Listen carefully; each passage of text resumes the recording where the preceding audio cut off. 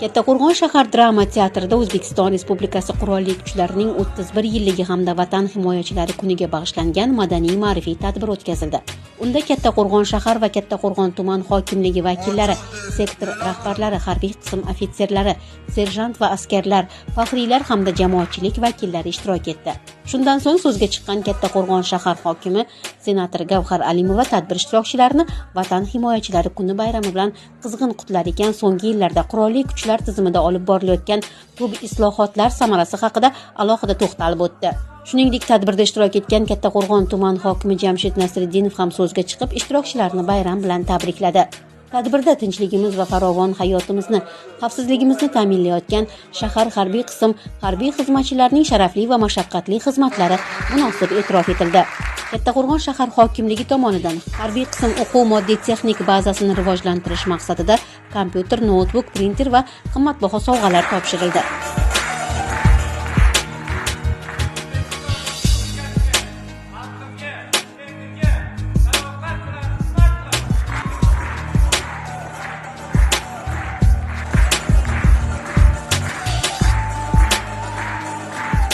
Vatan oldidagi burchini sharaf bilan ado etgan harbiy xizmatchilarga Mudofaa vazirining tegishli buyrug'i, artilleriya qo'mondonining hamda Markaziy harbiy okrugi qo'mondonining va harbiy qism komandirining tegishli buyruqlariga asosan qimmatbaho sovg'alar, faxriy yorliq hamda tashakkurnomalar, yana bir guruh harbiy xizmatchilarga qurolli kuchlari tashkil etilganligining 31 yilligi hamda Vatan himoyachilari kuni munosabati bilan navbatdagi harbiy unvonlar topshirildi.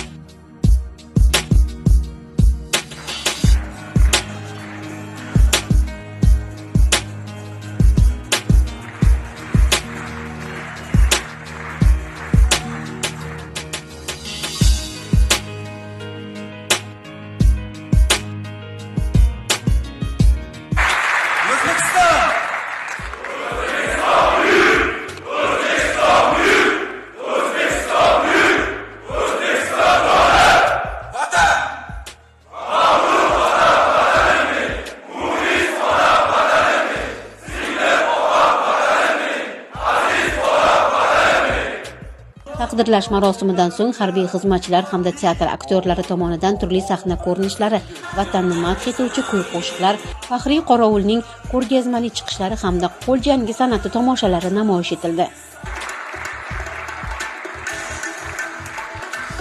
Har qanday mashaqqatli sinov va qiyinchiliklarda ham el yurtimning yuksak ishonchini oqlashga tantanali ravishda